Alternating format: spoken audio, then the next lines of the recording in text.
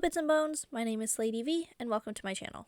This video will either be going up Thursday, February the 3rd, or sometime the following week, and that entirely depends on when I hear back from YouTube, or should I say, Netflix's legal team?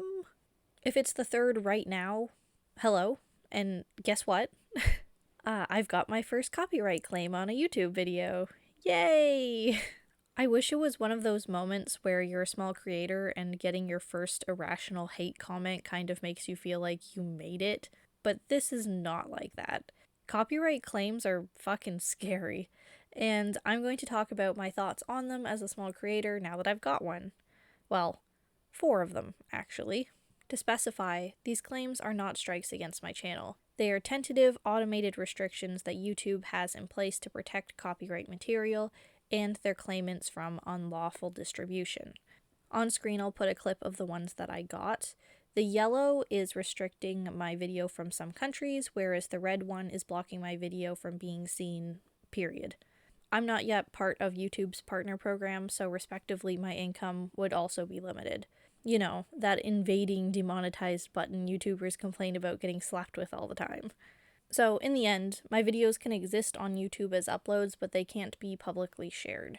If my disputes against the copyright claims, because I'm using footage and fair use for criticism, is denied, I'll share the Fear Street video privately on Patreon and make a TLDR video for YouTube afterwards, but until then, I'm waiting. And until you've gotten a copyright claim on your content, you don't know how stressful that is. I was blissfully unaware YouTube creators that deal primarily in content reviews have to constantly deal with this. I know it's a matter of being clear and handling things properly, but there is a seriousness that set in when I hit that button to dispute my claim, and it's all about the wording.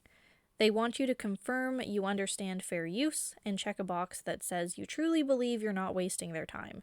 And it's like, yeah, I believe that I'm entirely in the right. I'm using video accompaniment to my video essay talking points, but that doesn't mean I know that whoever at YouTube who is reviewing this's idea of copyright will be the same.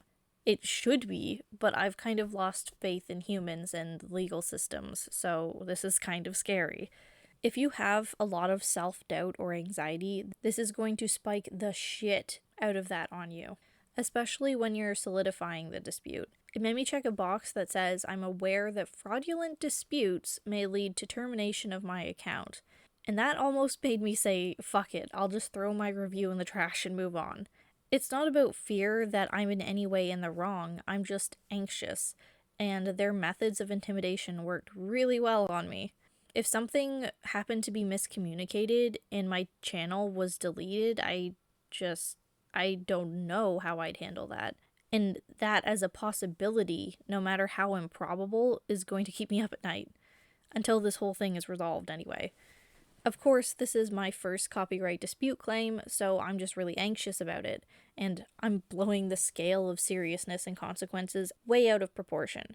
But it's made me wonder how being a commentary YouTuber is even profitable. They have to deal with this every video they make, right? And if you're reviewing a series or anything more than just one movie like I did, there's a possibility of multiple companies and claims inhibiting your video ever getting seen. If they decide to not respond to your dispute, you flat rate have to wait 30 days until you can do anything, which really messes up a schedule. And what if, for whatever reason, you can't win the dispute? You put up a video that limited people can see and you can't profit from it, so where's the payoff from all their effort? How do they cope with that? On top of the fact that getting the dispute claim turned around could mean the end of the channel, it's all just a huge risk. Like, technically, it's a bigger risk for larger channels because they have more content and value to lose.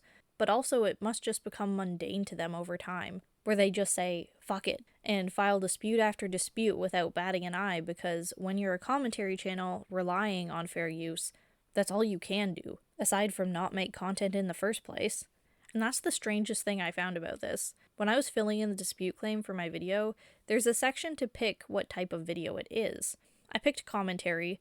I also could have picked review, but there was an option for reaction video.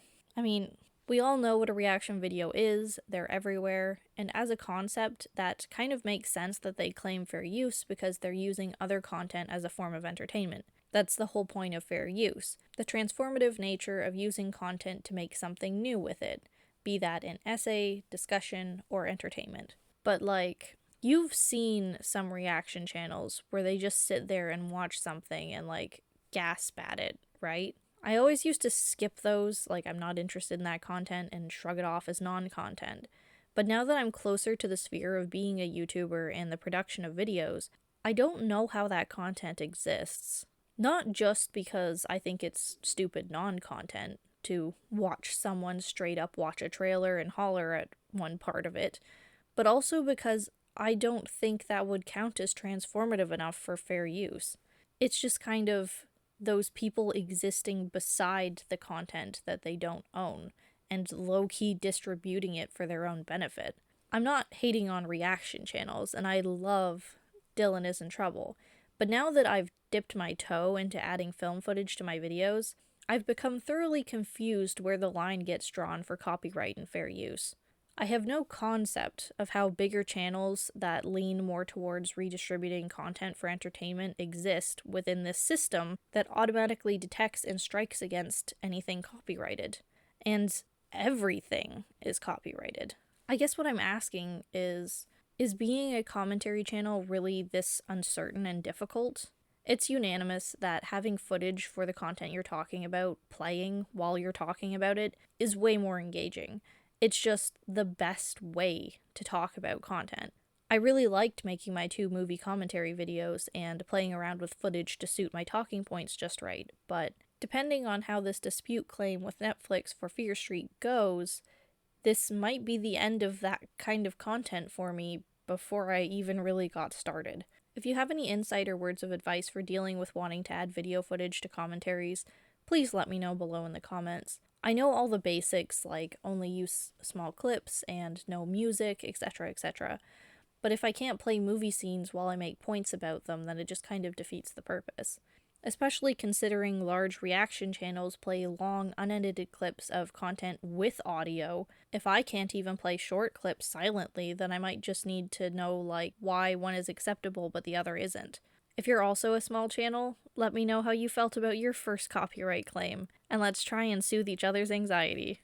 So that's the end of the video. This was just a short one to talk about what's going on, fill you in, go over my thoughts a little bit about the current state of things, and hopefully soon you'll be seeing a longer form movie commentary on my channel with movie footage, hopefully, or a shorter TLDR video of the same content while I show you something else. Aside from a list of my patrons at the end of every video, I'm going to start doing special little thanks and shoutouts to people who have been supportive in other ways, like nice comments or helpful suggestions. So this time I'd like to say thank you to Jade Hadfield, who within the last couple days has made me feel much more confident about my writing on Medium. And if you're interested in reading my writing on Medium, I'll put a link to that in the description below, or you can always find it through my Linktree, among many other awesome projects and things that I'm doing.